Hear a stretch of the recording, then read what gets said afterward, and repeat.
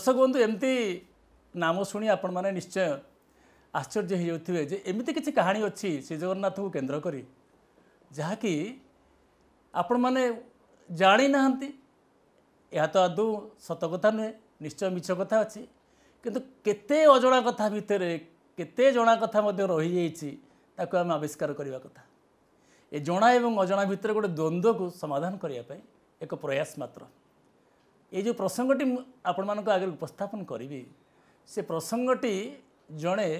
सिद्ध सहजिया तांत्रिका कथा आपण मानक आगे फर्चा करदे परिष्कार करदे कथाटी को जितेबले भौमकर वंशर राजा माने ओडिशा राजत्व करुथिले से संपूर्ण भाव में शैव धर्म उपर गुरुत्व दौथिले एवं परवर्ती पर्यायर जितेबले तांकु अतिक्रम करी आसीगले केसरी वंश राजा माने सेतबले से माने शैव धर्म सहित वैष्णव धर्म को आनयन कले एवं ये वैष्णव धर्मर आनयनकारी होती जजाति केशरी जहाँ लगी नवम शताब्दी में आपण मैंने जानी आचार्य शंकर देव श्री जगन्नाथ मंदिर परिकल्पना करते जहाँ लगी आज श्रीमंदिर में महाप्रसाद अन्न एवं छत्तीसा निजोग एवं आपण मानकर जो मुक्ति मंडपर ब्राह्मण सभा इत्यादि अनुष्ठित होउछि तेणु से समय गोटे कथा परिलक्षित होता से समय जड़े राजा शेष राजा बोली कह जाए जहाँ को आमे आम मादलापांजी गोटे कथा कही बेले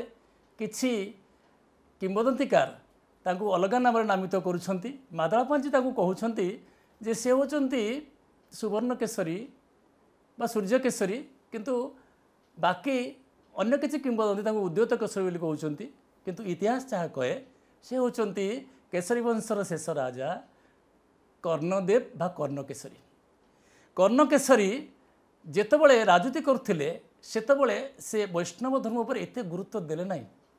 शैव धर्म उपर गुरुत्व देले एवं आचार्य सोमेश्वर देव नामक जड़े भैरव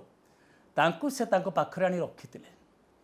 तेणु राज्य में जेतबले जगन्नाथंकर पीठ जगन्नाथंक धाम नीलाचल धाम श्री जगन्नाथंकर धाम जहाँकि आम ओडियार भात हांडी सेठी जदि आम वैष्णव धर्मर परिप्रचार न करिबा ताहले उत्कलीय मानक मनरे निश्चय असंतोष उपजिबो एवं से असंतोष कुहुली कुहुली जेतबले प्रबल विद्रोहर सूत्रपात हैला सेतबले तांकर जड़े मंत्री थिले तांका ना होची आचार्य वासुदेव रथ संधान रे चलिले जे कि कर्णदेव को परास्त करेंगे एवं आउ जड़े राजा को एठारे से अधिष्ठित करेंगे जेतबले आचार्य वासुदेव रथ जाउछंती गला बेले दाक्षिणात्य जड़े पिला को देखिले से पिला सांग मान सहित खेलुची एवं जेतबले खेलुची ता मुह को चाहे से जानीगले से एते दिव्यद्रष्टा थे मुह को चाहे जानीगले जे आर राजयोग अच्छी ए राजछत्री धरी बसव तेणु से तांकु राजा हेबाकू प्रस्ताव टे देले छोट पिला 11-12 वर्षर पिला ता मनरे कौतूहल जात है एवं से कथा तो माँ को पचारा तार बापा ना एवं से माँ कहले नाई तुम गोटे माउसी अच्छा से माउसी होचंती किए आजिर आलोच्य विषय से होचंती नितेई धोबड़ी नितेई धोबड़ी जन सिद्ध सहजिया तांत्रिका आपण मानु कहूली जे बौद्ध परंपरा जितेबाला ख्रीष्टपूर्व 6ठ शताब्दी आरंभ करी 16 शताब्दी पर्यंत व्यापृत होती एवं सेतबले 16 शताब्दी बेलू सेतबले ता वैष्णव सहजिया परिणत होती सेतबले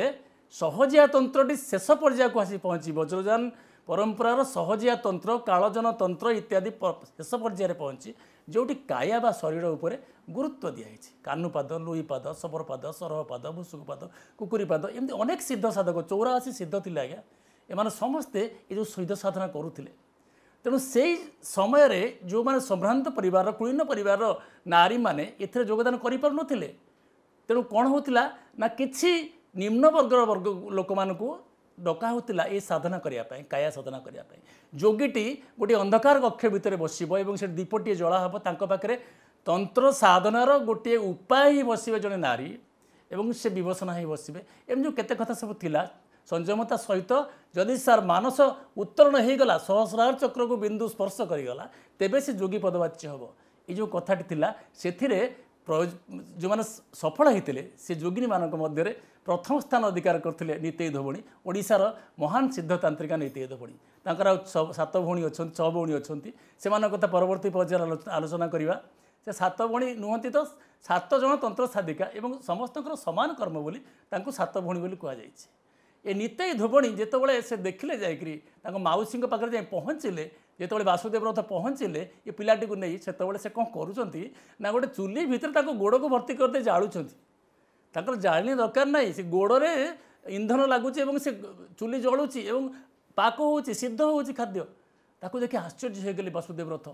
एवं कौन करता आ गोटे कथा गोटे छोट छुआ को कोड़े बसई से रंधन कर पाक क्रिया करुले कौन कले ना देखु देखु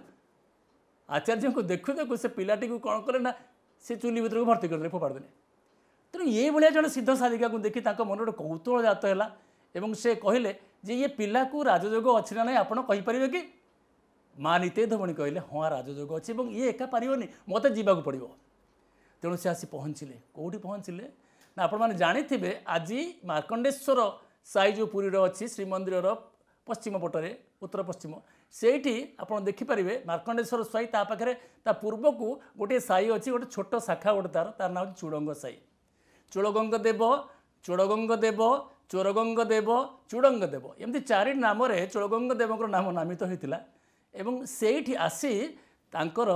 कौन कले ना एभली तंत्र प्रयोग कले नितेई धोबणी जी कर्णदेवंकर प्रत्येक स्थिति असह्य हो गला तांको खाइबा पत्र रे विष्ठा पड़िला तांको देहरे जहाँ लुगापटा पिंधले निया लागिगला एवं हठात राति अधरे तांको भूत प्रेत पिशाच आदि देखादेले एभली मानसिक भाराक्रांत से छाड़ी पड़ेले से राज्य विताड़ित हो गले एवं से जो चोड़गंग देव जो पिलाटी ना चोड़गंग देव अनंत बर्मन चोड़गंग देव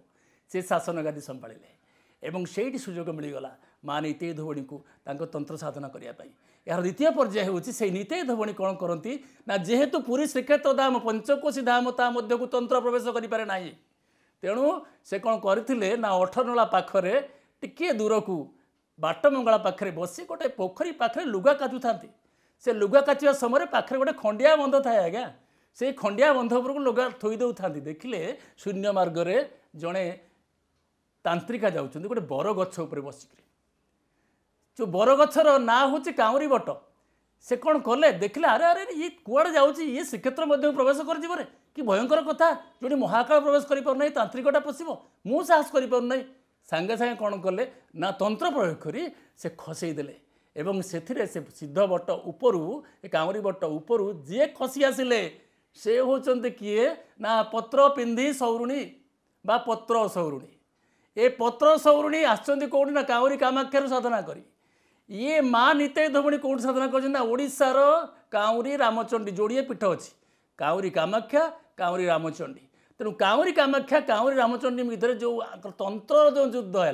से जीतिगले नितेई धोबणी एवं से कहले अरे तू बरगछटा को उड़े आणुलु कौन पर आणुलु ना मुझे जगन्नाथ को देखापी देखिपारू ना जीवन में साध्य ना कहीं पशि पारे ना सेठारू उआस दाण्ड पर्यंत जोठी की बाली साई गोटे बट वृक्ष अच्छी तार ना हूँ सोलाखिया बट वृक्ष से पर्यंत कौन भूत प्रेत पिशाच आदि पशि पारे ना महाकाल पशि पार ना तापर जदि शव को लेकर जाती सोलाखिया बट पाखु ताले शव ओजनिया हो जाए बाली साई से तुम से पशि पार ना बस ये अच्छा आ गोटे कथा ये बरगछ को उड़े आस तुम तो बहुत साधना कर अच्छा गोटे कम कल ये जो खंडिया बंधटी पड़ी से खंडिया बंध उपर बसिक तुम टे उड़ीगल ना आज्ञा पारे मु चलती जार जीवन अच्छी तापर बसी जापर वृक्षर जीवन अच्छी अचलती द्रव्य उपर बसिक जापर ना हसिले मान नितेई धोबणी कहले देख मु केमती जाऊँगी चाली चालिक से खंडिया बंध उपर बसिले एवं खंडिया बंध उड़ीला से खंडिया बंध उड़ीला आकाश शून्य मार्ग में उड़ीला देखुं पत्र सौरुणी से एवं जाई चारिआडे परिक्रमा कर जगन्नाथ को मुंडिया मारी आसला से से साधु हिसाब से जाते तांत्रिका हिसाब से जाते मुझे कही रखी तंत्र से प्रवेश करें ना से नितेई धोबणीकर जो महान परंपरा आम तंत्र साहित्य को जे उज्जीवित कर रखी से दिने चोड़गंग देव को राजत्वर मुकुट पिंधे राजगादी आसीन करते से विश्वेश्वरी जो वंदनाटी मुझे गाइली आज चूड़ंग साई आप देखिपारे माँ विश्वेश्वरी मंदिरटी अच्छी नितेई धोबणीकर गोटे चित्रटे गोटे कांथरे अंकित होती पत्थर कांथरे पाखे चोड़गंग देव चित्रटी अच्छी जहाँ पाखे छत्र एवं चामर धरी 2 जन अनुचर अच्छा नितेई धोबणी गोटे चाखुटे छुरीटे धरिकी बस विश्वेश्वरी होती समस्त सहज साधिका मानकर साधनार सिद्ध पीठ तेणु विश्वेश्वरी पीठ बा विश्रय माँ बोलिक जहाँ जगन्नाथ धाम आम कही था से होती चिर नमस्य कारण से समस्त तंत्र साधिका मानक शाक्ततंत्र परंपरा मध्य को आनी वैष्णव भावधारा मध्य को प्रवेश कर